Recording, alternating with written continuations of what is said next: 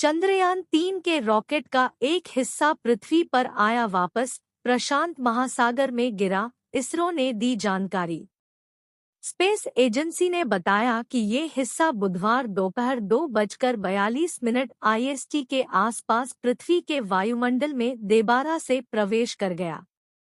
भारतीय अंतरिक्ष अनुसंधान संगठन ने एक बयान में कहा, संभावित प्रभाव बिंदु की भविष्यवाणी उत्तरी प्रशांत महासागर के ऊपर की गई थी।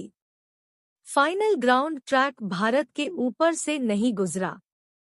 रॉकेट बॉडी का दोबारा से प्रवेश इसके लॉन्च के 124 दिनों के भीतर हुआ।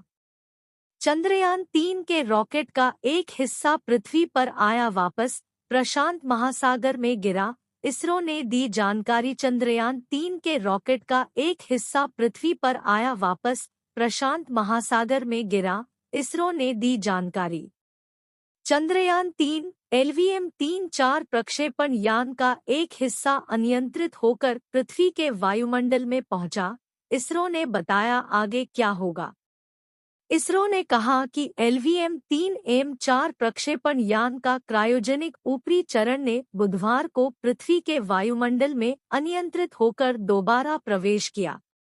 गौरतलब है कि क्रायोजेनिक ने इस साल 14 जुलाई को चंद्रयान-3 अंतरिक्ष यान को इच्छित कक्षा में सफलतापूर्वक स्थापित किया था।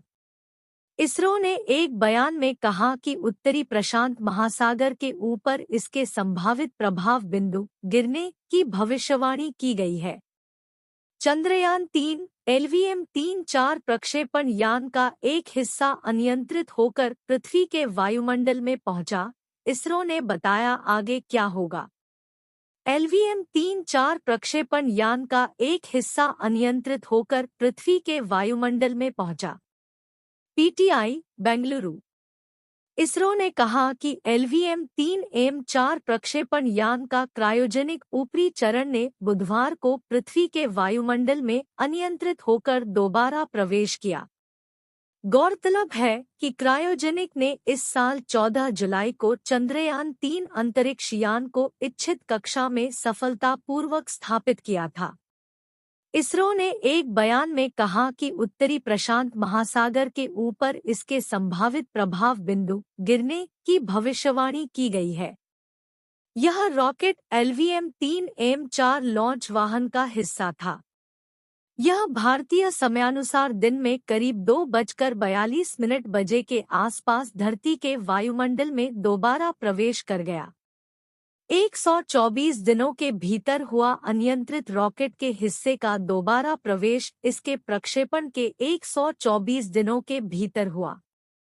इसरो द्वारा कहा गया कि चंद्रयान-3 के प्रक्षेपण के बाद संयुक्त राष्ट्र और IADC द्वारा निर्धारित अंतरिक्ष मलबे शमन दिशानिर्देशों के अनुसार आकस्मिक विस्फोटों के जोखिम को कम करने के लिए सभी अवशिष्ट प्रणोदक और ऊर्जा स्रोतों को हटाने के लिए ऊपरी चरण को निष्क्रिय किया गया था।